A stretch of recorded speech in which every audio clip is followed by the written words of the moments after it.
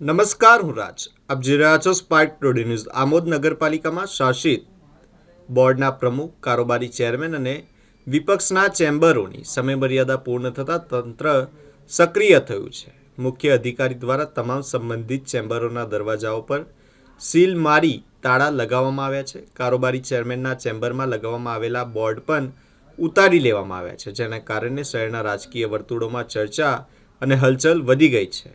આ પગલાં સ્પષ્ટ સંકેત આપે છે કે નગરપાલિકાનો સત્તા હવે તંત્રના નિયંત્રણમાં છે અને ચૂંટણી દ્વારા ચૂંટાયેલા પ્રતિનિધિઓની ભૂમિકા અસ્તિત્વહીન બની ગઈ છે. અચાનક અને કડક કાર્યવાહી અંગે લોકોમાં પ્રશ્ન ઉઠી ગયો છે કે શું આ માત્ર નિયમ મુજબની કાર્યવાહી છે કે કોઈ આંતરિક વિખવાદનું પરિણામ? હાલ આમોદ નગરપાલિકામાં સત્તાનો આ બદલાવ શહેરના રાજકારણમાં નવી દિશા તરફ ઇશારો કરી રહ્યો છે.